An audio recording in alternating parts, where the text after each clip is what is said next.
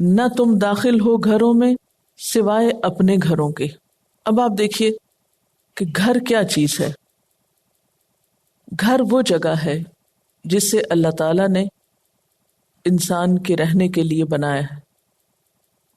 گھر صرف انسانوں کے نہیں ہوتے، دوسری مخلوقات کے بھی ہوتے ہیں۔ یعنی گھر کی ضرورت ہر جاندار کے لیے ایک فطری ضرورت ہے۔ مثلاً پرندوں میں بھی آپ دیکھتے ہیں کہ وہ بھی گھر بناتے ہیں، جانور بھی کہیں نہ کہیں ٹھکانہ پکڑتے ہیں۔ تو گھر بنانے کا مقصد کیا ہوتا ہے؟ گھر کی مصلحت کیا ہے؟ گھر کے لیے عربی میں لفظ بیوت یا بیت کے علاوہ مسکن بھی استعمال ہوتا ہے۔ بیت کا لفظ جو ہے یہ باتا یبیتو سے ہے۔ باتا یبیتو بیت کا مطلب ہے رات گزارنا۔ تو گویا گھر وہ ہوتا ہے جہاں انسان رات گزارتا ہے، اور جب اس کے لیے مسکن کا لفظ استعمال کیا جاتا ہے تو مسکن کا لفظ جو ہے سین کاف نون سے ہے، سکنہ کا مطلب ہوتا ہے ٹھہرنا، اسی سے لفظ سکون ہے، یعنی وہ جگہ جہاں انسان سکون پاتا ہے۔ اور مسکن کی اصل غرض و غایت قرآن پاک میں اللہ تعالیٰ ایک اور جگہ پر فرماتے ہیں جعل لکم من بیوتکم سکنا، یعنی اللہ نے تمہارے گھروں سے تمہارے لیے سکون اور راحت کا سامان پیدا کیا۔ اس آیت میں بیوت کے لفظ کے ساتھ سکن کا لفظ بھی استعمال ہوا ہے کہ بیت کی اصل غرض کیا ہے؟ سکون۔ کس چیز کا سکون؟ کہ انسان دوسروں کی مداخلت کے بغیر آزادی کے ساتھ اپنے کاموں کو انجام دے سکے، اپنی ضروریات کو پورا کر سکے۔ گھر میں انسان کھاتا پیتا ہے، سوتا ہے، دیگر کام کاج کرتا ہے، تو گھر کے اندر سکون کا سبب دراصل اس کی پرائیویسی ہوتی ہے۔ اس آیت میں دراصل اللہ تعالی گھروں کی پرائیویسی کو قائم کرنے کا حکم دے رہا ہے کہ دوسرے لوگ کسی کے گھر میں یا گھر والوں کے علاوہ دوسرے لوگ اس میں اس قسم کی مداخلت نہ کریں کہ جس سے انسانوں کا سکون برباد ہو۔ اب دیکھیے کہ اسلام کا مطلب کیا ہے؟ پیس، امن۔ یہ امن صرف ملک کی سطح پر نہیں، صرف کسی شہر یا محلے کی سطح پر نہیں، یہ سکون انسان کے گھر میں بھی اور انسان کے دل میں بھی۔ اسلام ایسے قوانین اور ایسے طریقے زندگی بتاتا ہے کہ جس سے انسان کی اپنی زندگی میں بھی سکون آئے، اس کے گھر میں بھی سکون ہو، اس کے شہر میں بھی، اس کے ملک میں بھی، اور پھر پوری دنیا میں۔ اسی لیے ہم دیکھتے ہیں کہ کسی دوسرے کو ناحق تکلیف دینا حرام ہے۔ مسلمان کی تعریف ہی یہ کی گئی کہ المسلم من سلم المسلمون من لسانہ و یدہ، مسلمان وہ ہے جس کے ہاتھ اور زبان سے دوسرے مسلمان محفوظ رہیں۔ لہذا کوئی ایسا کام کرنا کہ جس سے دوسرے کو اذیت ہو، جس سے دوسرے کا چین اور آرام رخصت ہو، یہ اسلامی روح سے ایسا کرنا ممنوع ہے، حرام ہے۔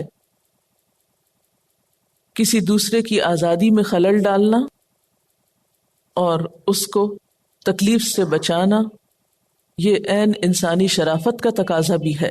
اسی لیے یہاں پر کیا حکم دیا گیا؟ لا تدخلوا بیوتا غیر بیوتکم، اپنے گھروں کے سوا دوسرے گھروں میں مت داخل ہو، حتی تستأنسوا، یہاں تک کہ انہیں مانوس کر لو، یعنی ان سے اجازت لے لو اور انہیں سلام کر لو، جیسا کہ آیت کے اگلے حصے میں آ رہا ہے۔ جب سکون کی بات ہو رہی تھی تو اس میں آپ دیکھیے کہ سکون انسانی زندگی کی ایک ضرورت ہے۔ ہمارے معاملات ہمیں ایک پرسکون طریقے سے رہنا سکھاتے ہیں، اس لیے دوسروں کی مداخلت ناپسندیدہ۔ مداخلت صرف اسی صورت میں ہو سکتی ہے جبکہ اس سے پہلے اجازت لی گئی ہو۔ دوسرا فائدہ اس حکم کا یہ ہے کہ انسان جب اجازت لے کر کسی سے ملاقات کے لیے جاتا ہے تو دوسرا بھی آنے والے کو اہمیت دیتا ہے. اگر آنے والے کی کوئی ضرورت ہے یا کوئی مطلب یا مقصد ہے تو اس کو بھی وہ سکون کے ساتھ سنتا ہے اور اس طرح اس کو پوری طرح ویلکم کرتا ہے. لیکن اگر کوئی شخص بغیر اجازت کے اور بے وقت آتا ہے تو اس سے بسا اوقات گھر والا تکلیف میں، پریشانی میں مبتلا ہوتا ہے اور آنے والے کا پورا حق بھی ادا نہیں کر سکتا. پھر اس سے آپس کے تعلقات میں کشیدگی شروع ہوتی ہے. آپس کے تعلقات میں ایسی چیزیں پیدا ہوتی ہیں جو بالآخر بڑی بڑی ناراضگیوں کا سبب بن جاتی ہیں، بے اطمینانی کا سبب بن جاتی ہیں. اور تیسری مصلحت یا تیسرا فائدہ اجازت لے کر گھر میں آنے کا کہ اس سے فواحش کا انسداد ہو. کوئی شخص اور خصوصاً مرد بلا اجازت کسی کے گھر میں داخل ہو جائے اور خواتین ایسی حالت میں ہوں کہ ان کا ستر کھلا ہوا ہو، یا یہ کہ مرد کے ان کو ایسی حالت میں دیکھ کر فتنے میں مبتلا ہونے کا اندیشہ ہو. اس لیے اللہ تعالیٰ نے کیا حکم دیا کہ تم کسی کے گھر میں بغیر اجازت داخل نہ ہو، اجازت لے کر جاؤ تاکہ اہل خانہ سنبھل جائیں، باوقار لباس میں ہوں، اپنی حفاظت کر سکیں. اسی طرح بعض اوقات ایسا ہوتا ہے کہ انسان اپنے گھر میں کوئی ایسا کام کر رہا ہوتا ہے کہ جس کی وہ دوسروں کو اطلاع دینا مناسب نہیں سمجھتا یا جس میں وہ خلل اندازی پسند نہیں کرتا. اب اگر کوئی شخص بغیر اجازت اچانک گھر میں آ دھمکتا ہے تو اس سے گھر والے پر ایک تکلیف دہ کیفیت ہوتی ہے. اس کے پوشیدہ راز زبردستی دوسرے کو معلوم ہو جاتے ہیں اور اس طرح تعلقات خراب ہوتے ہیں. فرمایا یا ایھا الذین آمنوا، اے لوگو جو ایمان لائے ہو. اگرچہ مردوں کو خطاب ہے لیکن اس میں عورتیں بھی شامل ہیں. اسی لیے ہم دیکھتے ہیں کہ ازواج مطہرات کے پاس آتے وقت صحابیات اس حکم پر عمل کرتی تھیں. حضرت ام ایاس فرماتی ہیں کہ ہم 4 عورتیں اکثر حضرت عائشہ کے پاس جایا کرتی تھیں اور گھر میں جانے سے پہلے ان سے اجازت مانگا کرتی تھی. جب وہ اجازت دیتی تو اندر جاتی. یعنی بعض اوقات ہم سمجھتے نا کہ یہ حکم صرف مردوں کے لیے، کیونکہ پردہ جو کرنا ہے تو عورت کا تو عورت سے پردہ نہیں، اس لیے عورتیں جب چاہیں جس کے گھر میں بغیر اجازت داخل ہو جائیں. تو بات یہ ہے کہ اس میں عورتوں کے لیے بھی اجازت لینے کا حکم ہے کہ اگر ایک عورت کسی عورت سے ملاقات کے لیے جا رہی ہے تو اس کے لیے بھی اجازت ضروری ہے. پھر اسی طرح یہ ہے کہ یہ حکم محرم لوگوں کے لیے بھی ہے اور نامحرم لوگوں کے لیے بھی ہے. یعنی غیر محرم کے لیے تو عام طور پر سمجھا جاتا ہے کہ وہ اجازت لے کر آئیں، لیکن محرم رشتہ داروں کے بارے میں عموماً یہ سمجھا جاتا ہے کہ ان کو اجازت کی ضرورت نہیں. مثلاً بھائی یا بیٹا کوئی بھی جب چاہے گھر میں آ جائے. تو اس بارے میں روایت میں آتا ہے کہ ایک شخص نے رسول اللہ صلی اللہ علیہ وسلم سے پوچھا کہ کیا میں اپنی والدہ کے پاس جانے کے لیے بھی استئذان کروں؟ آپ نے فرمایا ہاں استئذان کرو، یعنی اجازت مانگو. اس شخص نے کہا یا رسول اللہ میں تو اپنی والدہ ہی کے ساتھ گھر میں رہتا ہوں، یعنی وہی میرا گھر بھی ہے. آپ نے فرمایا پھر بھی اجازت لیے بغیر گھر میں نہ جاؤ. اس نے پھر عرض کیا یا رسول اللہ صلی اللہ علیہ وسلم میں تو ہر وقت ان کی خدمت میں رہتا ہوں. آپ نے فرمایا پھر بھی اجازت لیے بغیر گھر میں نہ جاؤ. کیا تمہیں یہ بات پسند ہے کہ اپنی والدہ کو ننگی دیکھو؟ اس نے کہا کہ نہیں. فرمایا اسی لیے استئذان کرنا چاہیے کیونکہ یہ احتمال ہے کہ وہ گھر میں کسی ضرورت سے ستر کھولے ہوئے ہوں. یعنی جب بچے جوان ہو چکے ہوں تو اس صورت میں کیا حکم ہے کہ وہ ماں کے گھر میں بھی داخل ہوتے وقت اجازت لیں.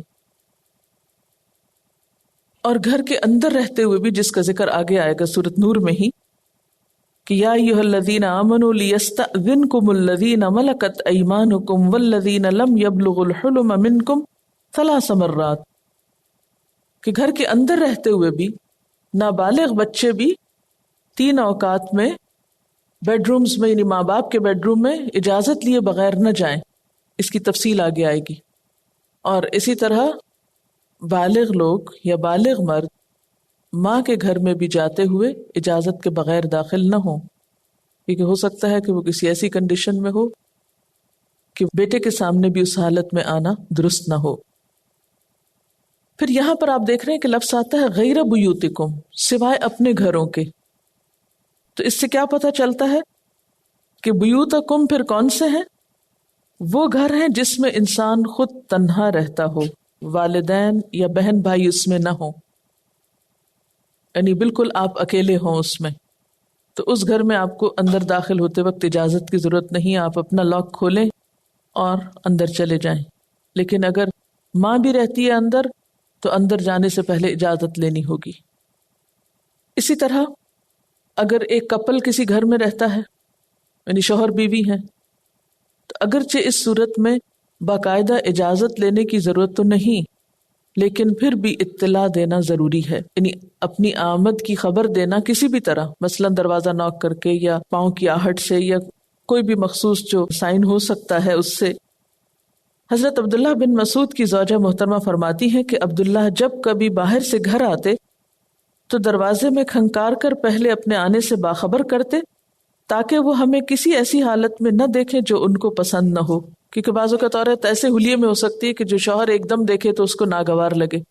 تو اس میں بیوی کے لیے بھی اگرچہ اجازت لینا فرض نہیں، لیکن پھر بھی اخلاقی تقاضا یہ ہے کہ اطلاع دے کر گھر میں داخل ہو یا داخل ہونے سے پہلے ان کو مانوس کرو.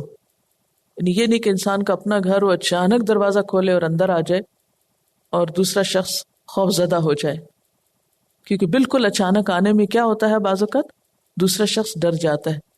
اور ہم لوگوں نے سرپرائز دینا دنیا کا سب سے بڑا کام سمجھ رکھا ہے.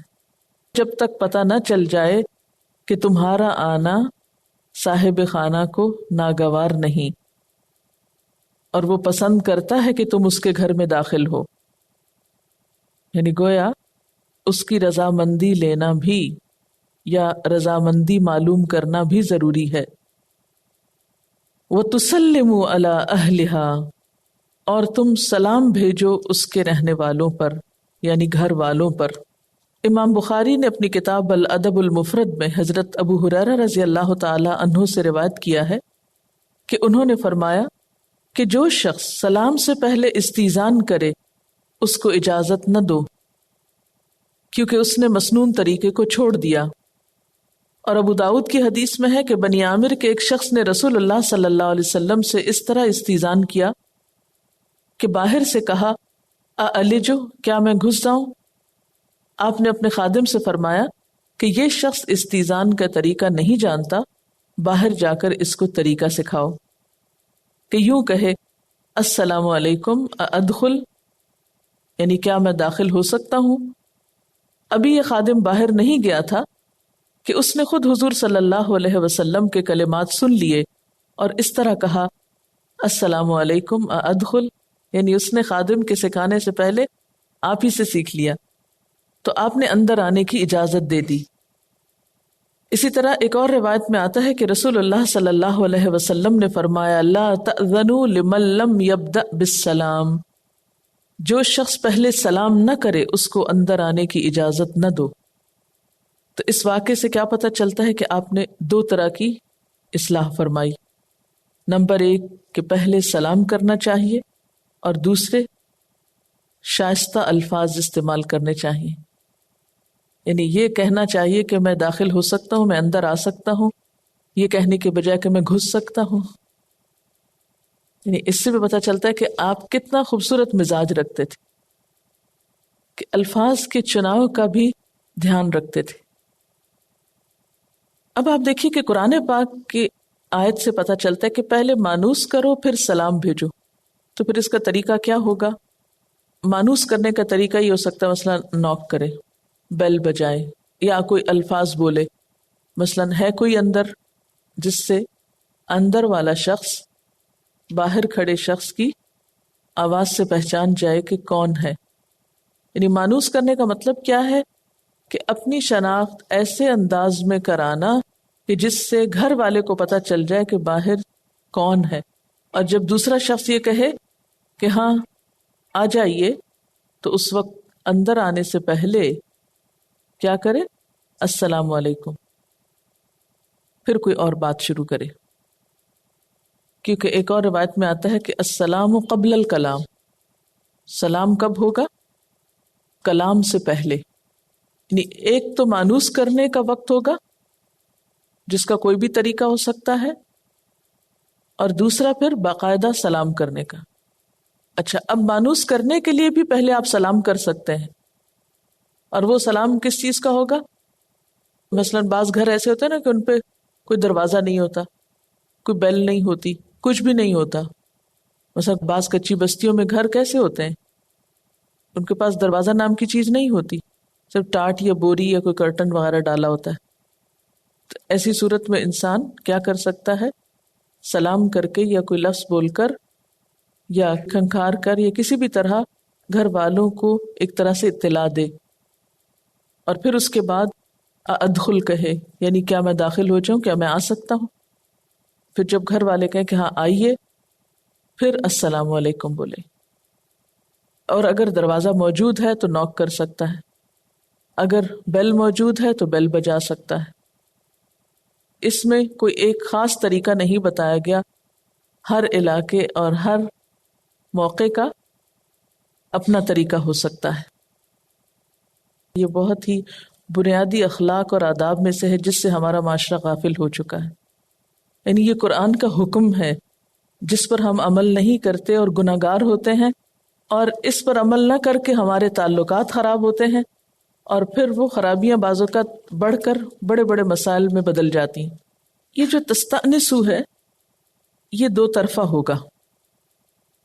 باہر والا یہ معلوم کرے گا کہ اندر کون ہے، کوئی عورت بول رہی ہے یا کوئی مرد بول رہا ہے یا کوئی بچہ ہے یا کوئی آواز نہیں آ رہی، اور اندر والا یہ معلوم کرے گا کہ باہر کون ہے۔ رسول صلی اللہ علیہ وسلم فرمایا الحمدللہ، اللہ اکبر، سبحان اللہ بلند آواز سے کہنا، کھنکھارنا، یعنی اگر بیل نہیں ہے، دروازہ نہیں ہے کہ جس پہ نوک کریں، تو آپ کیا کر سکتے ہیں؟